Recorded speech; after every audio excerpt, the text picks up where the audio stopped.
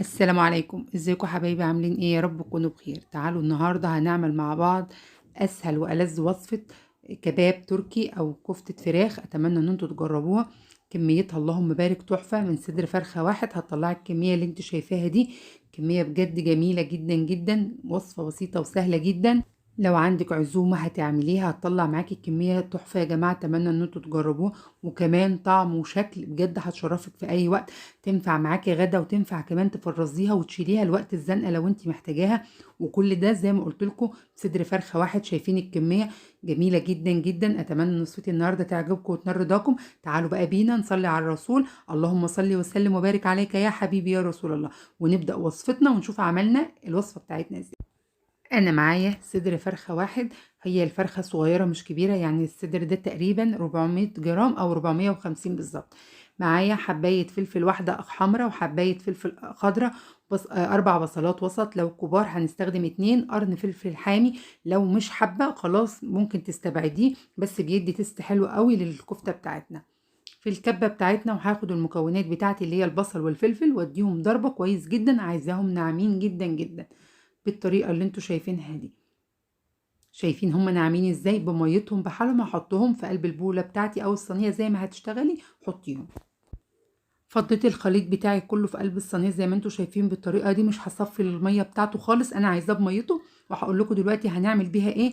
بصوا المية انا بوريكم بس ان لسه المية فيه، وده حاجة مهمة جدا. مش هصفي الخليط بتاعي خالص.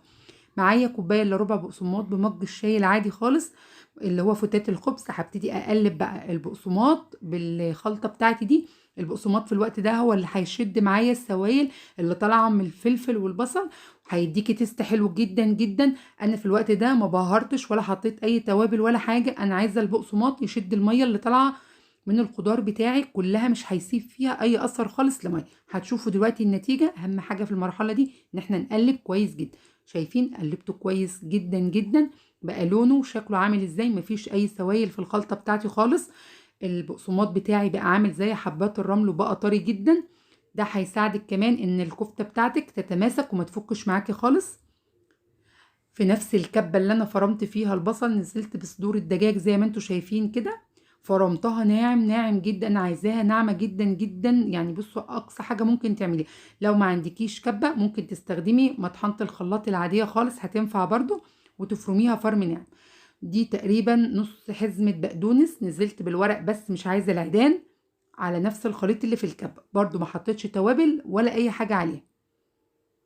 واديت لها ضربة بسيطة كده زي ما انتوا شايفين. وهبتدي انزل بيها على الخليط ده.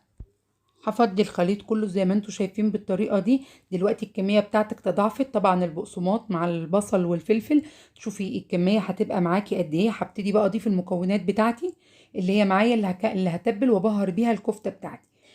انا هنا نزلت بالمكونات بتاعتي كلها. ده كيس خلطة مشاوي. ممكن تستخدمي اي توابل عندك انت تفضليها او تحبيها، بس بصراحة الكيس ده بيدي تست حلو جدا. معايا ايه تاني؟ معايا معلقة بيكنج باودر كبيرة. معايا معلقة بهارات للمشاوي برضو، دي من عند العطار عادية جدا. ومعلقة ملح، ما حطيتش حاجة اكتر من كده. هنزل بيهم على الخلطة بتاعتي. يبقى معلقة بيكنج باودر كبيرة، معلقة خلطة كفتة او خلطة مشاوي براحتك، ومعلقة ملح كبيرة. في الوقت ده بقى اهم حاجة ان احنا نعجن الخليط بتاعنا كويس جدا. ممكن تعجنيهم بايدك مدة لا تقل تقريبا عن 10 دقايق. انا في المرحلة دي هديهم، بس نسيت اقول لكم ان هي فيها بيضة هنحطها عليهم. بيضة بحالها كده هي دي اللي هتبقى معانا مادة الربط كمان. هبتدي بقى اقلب المكونات دي زي ما اتفقنا. ممكن تعمليها بايدك مده لا تقل عن 10 دقايق. انا بصراحه هسال على نفسي وهاخدها كلها كده في قلب الكبه اديها ضربه مع بعضها وارجع لكم تاني اوريكم شكلها النهائي. ده شكلها بعد ما اديتها ضربة في الكبة. الخليط بتاعي ناعم جدا جدا زي ما انتوا شايفين. في الوقت ده الخليط بتاعك هيلزق جدا، لان طبعا الخليط سخن من ضرب الكبة. مش هينفع نشتغل بيه نهائي خالص. فهبتدي ان انا اساوي الخليط بتاعي واغطيه بكيسة بطبق بستريتش اي حاجة عندك متاحة. هغطيه وادخله التلاجة. يفضل ان انت تحطيه من بالليل للصبح، او اقل حاجة من ساعتين ل3 ساعات على ما الخليط بتاعك يتجانس في بعضه. تمام. انا هغطيه وادخله التلاجة. انا بصراحة بشتغل دلوقتي بالليل، هخليها تبات والصبح هكمل بيها. عايزه اقولك ان انت لو فكرت ان انت تبتدي تسوي الكفته دلوقتي في المرحله دي ان الكفته بتاعتك هتفك منك ومش هتطلع نتيجتها معاكي كويسه خالص، ومش هتديكي الشكل اللي انت شفتيه في اول الفيديو. عشان النتيجه تطلع معاكي كويسه زي ما انت شفتيها لازم الكفته بتاعتك تريح. تمام كده، تعالوا بقى مع بعض بعد ما ريحت نشوف شكلها. هنا كان عدى عليها ليله كامله في التلاجة. معايا بقى سائل بسيط كده هنعمله مع بعض، عبارة عن ايه؟ معلقتين 2 صلصة او معلقتين 2 كاتشب، عليهم 3 معالق زيت، عليهم ربع كوباية مية، رشة فلفل اسود ورشة ملح. بسيطة جدا سهلة. هبتدي اعوص ايدي من السائل دي، واقوم جايه واخده قطعه من الكفته مصبعاها الحجم اللي انت عايزاه والمقاس اللي انت تفضليه.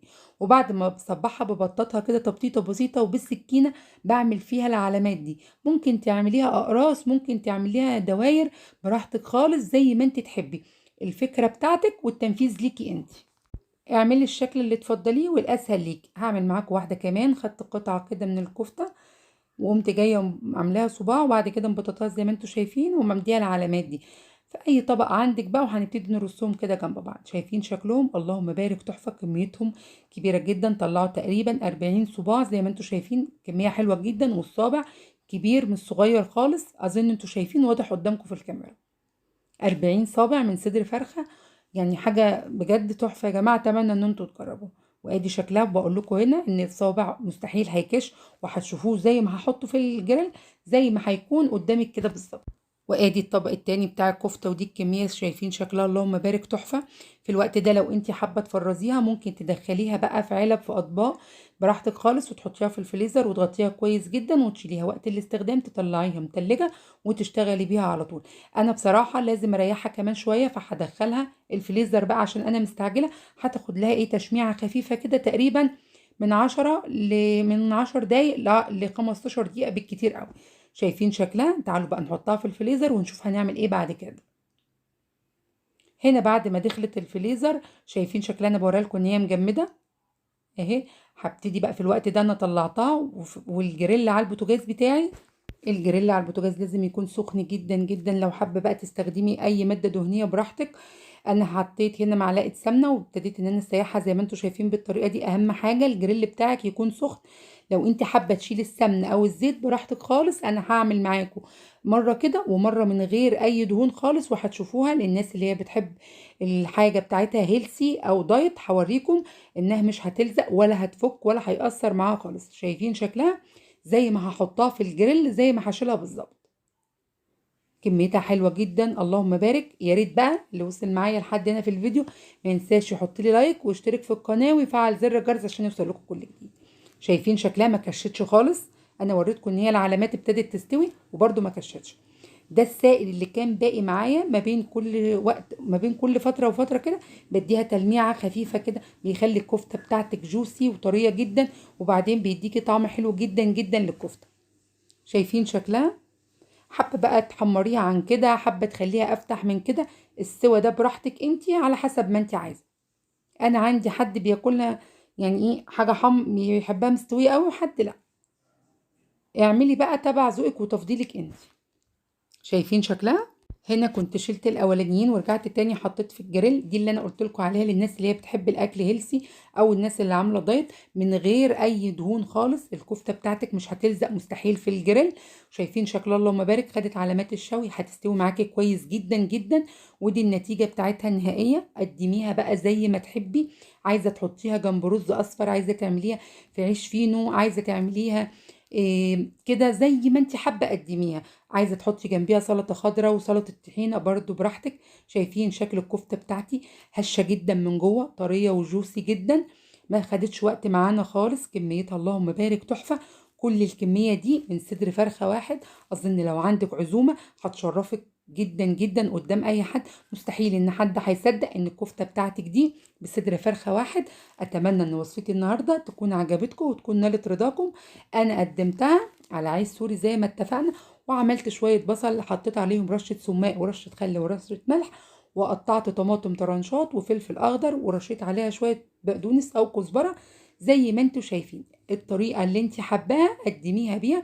هي في تلك الاحوال نتيجتها حلوه جدا جدا. اتمنى ان وصفتي النهارده تكون عجبتكم وتكون نالت رضاكم وتكون سهله وبسيطه ليكم. ان شاء الله الوصفات اللي جايه كلها تعجبكم. دمتم في رعايه الله وحفظه. دمتم سالمين في رعايه الله.